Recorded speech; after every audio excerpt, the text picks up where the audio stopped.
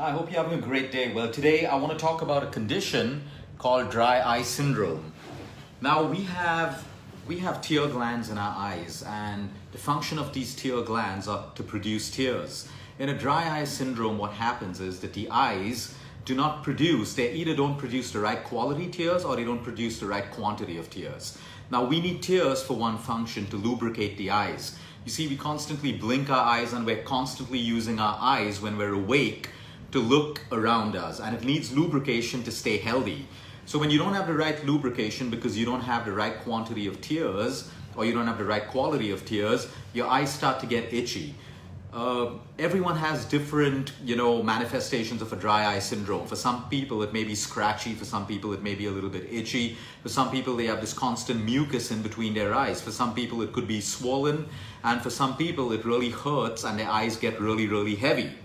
So what we need to understand is what causes dry eye syndrome and what are the natural things and lifestyle changes that we can make to protect our eyes, because believe me, it is so important for us to protect our eyes, because with our eyes we see everything. If you just close your eyes for a couple of minutes and try to get around your room or wherever you are, you'll start being a little more grateful for the eyesight that you have, because with our eyes we can see and process every single thing.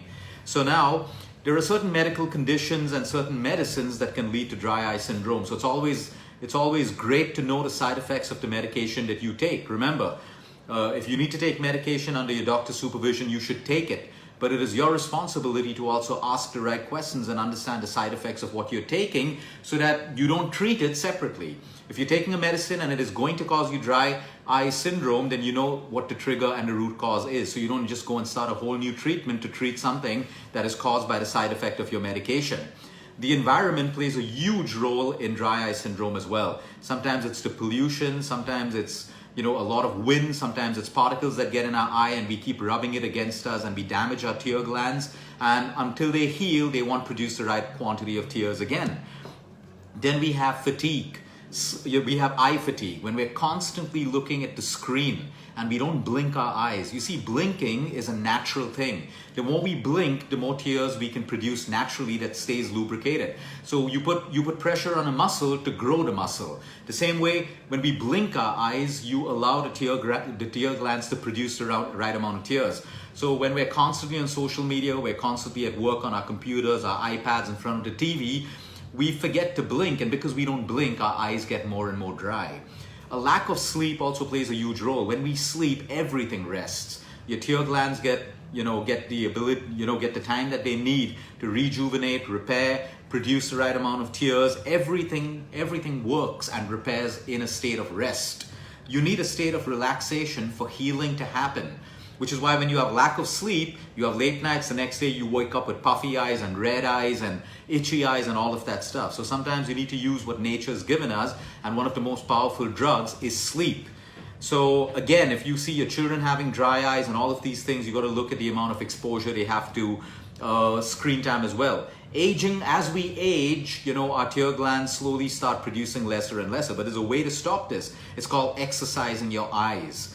Now, there's a lot of yoga that allows you to do eye exercises. Even the simple thing of, especially if you have a lot of screen time, every 30 minutes, every 45 minutes, just look away, close your eyes tightly, blink, open it a couple of times, hold your eyes shut. There's something called eye yoga, where you basically you look at each corner of your eyes, up, down, all of that stuff. So you can Google those videos.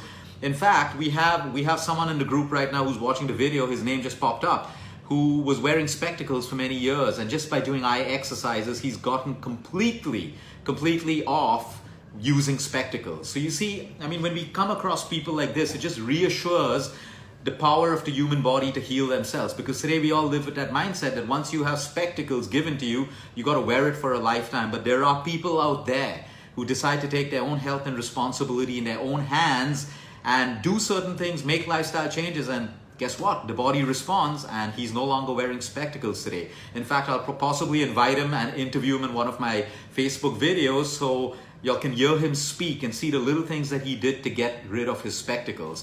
Anyway, coming back to the topic, when you have dry eye syndrome, certain lighting can also aggravate it. So you have bright lighting or you have harsh lighting, it can aggravate the dry eye syndrome as well.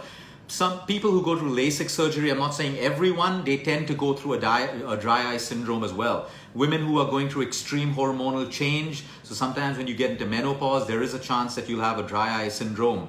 Autoimmune disorders like arthritis, people who go through arthritis tend to have a dry eye syndrome. People with diabetes, which is not controlled, heavy diabetes, they can have eye problems, dry eye syndromes, glaucomas, and all of that as well.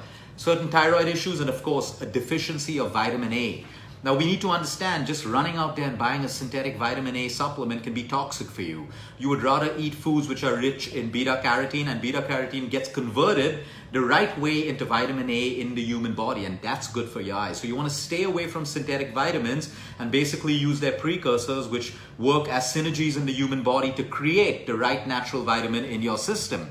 Certain allergies also create dry eye syndromes, because certain allergies make your eyes wet all the time, and then you keep scratching and rubbing them and it gets more and more dry.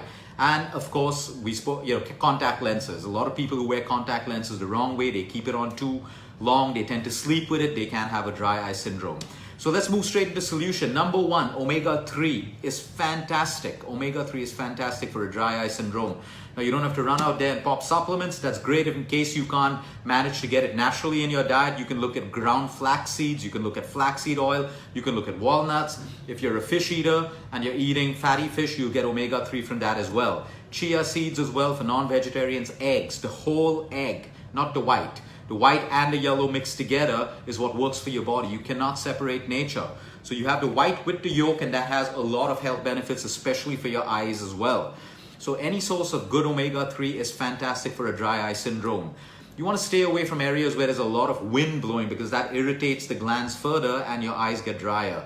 So where there's bright light, there's harsh light, you're in a polluted area where there's a lot of wind, you want to wear shades or you want to wear dark glasses, so at least it protects your eyes and you don't get that blast of wind. Especially you're sitting in your office and you have the blast of AC coming straight on your eyes, that's going to dry up your eyes much faster as well. Like I said, rest and relaxation from screen time. Every half an hour, every 1 hour, look away, do a couple of eye exercises, blink your eyes, really hard, open it, blink it, shut, open it. That's all you need to do basically. Cigarette smoke can also aggravate. So if you're a smoker or you're a passive smoker and you're surrounded by people who smoke, that could be an irritant for your dry eyes as well. You can use a warm compress. So you take warm water and you put a towel in it or you put a kerchief in it, and then you slowly hold it on your eyes, and that can give you a lot of relief from your dry eyes as well. And there's rose water, which is fantastic. So you take a little bit of cotton or you take a little bit of cloth, and you just dip it in rose water, pure 100% rose water, and you dab it on the eyes. And that basically helps you with a lot of irritation.